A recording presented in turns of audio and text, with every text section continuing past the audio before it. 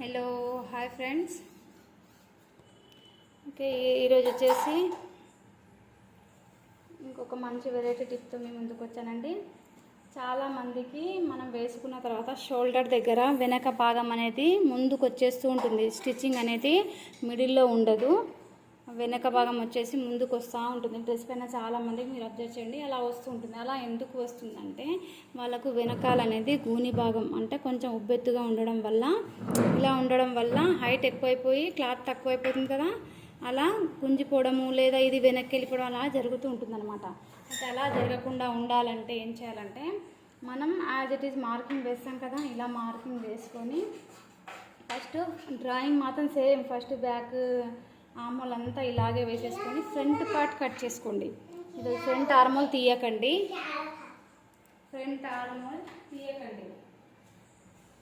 Okay. Back ఆర్మోల్ first draw చేసుకొని front ఆర్మోల్ cutting అనేది చేయకూడదు. ఇలా మొత్తం బ్యాక్ పార్ట్ లాగానే కట్ చేసుకొని తర్వాత ఫ్రంట్ ఆర్మోల్ తీసుకోవాలి. ఇది ఫ్రంట్ పార్ట్ అన్నమాట, ఇది బ్యాక్ పార్ట్ కాదు. మనం బ్యాక్ లాగా కట్ చేసాం కానీ ఇది front part. Back part cut చేసేటప్పుడు ఏం చేయాలనుకుంటే, ఇది నేను ఫ్రంట్ పార్ట్ కోసం same as it is lining వేసేసి కట్ చేసుకున్నానండి. అయితే ఇలా పెట్టేసి మనం back side first front part ఇలా పెట్టేసేయాలి. బ్యాక్ పార్ట్ పైన పెట్టేసి ఇక్కడ చూస్తాను చూడండి, మీకు లెంత్ మొత్తం ఎలా ఉందో అలాగే వేసేసి, ఓకే. దీనికి బార్డర్ ఉంటే ఇలా బార్డర్ కోసం మనం సపరేట్ ఏదైనా ఉంటే ప్యాచ్ ఏదైనా ఉంటే ఇలా ప్యాచ్ ఏదైనా ఉంటే తీసేసి మళ్ళీ స్టిచ్చింగ్ చేసుకోండి. దీనికి అలా లేదు, పైపుకి ఉంది, ఇలాగే కుట్టేయాలి. నేను ఇక్కడ దీనికి 1/2 ఇంచ్ తగ్గించాను, కింద కుట్టు కోసం అనేది మైనస్ చేశాను. మీకు అలా లేకపోతే ఏం చేయాలంటే మీరు డైరెక్ట్గా 1 ఇంచ్ ఎక్స్ట్రా పెట్టేసుకోండి, ఓకే. ఇలా ఫ్రంట్ పార్ట్ కటింగ్ అయిపోయిన తర్వాత బ్యాక్ పార్ట్ పైన ఇలా పరిచేసి సపరేట్ కట్ చేయాలండి. ఎప్పుడైనా ఒకేసారి కట్ చేయకూడదు. అండ్ హ్యాండ్స్ కూడా ఫుల్ హ్యాండ్స్ రావాలంటే ఇలా అడ్డంలో వేసేసుకుంటే బాగా వస్తాయి. ఇలా మార్కింగ్ వేసేటప్పుడు ఏం చేయాలంటే, దగ్గరగా చూపిస్తాను చూడండి, ఓకే. ఇది back front part, okay. As it is ఇక్కడికి మార్క్ వేసేసుకోండి. మీకు మార్కింగ్ కనిపిస్తుందా?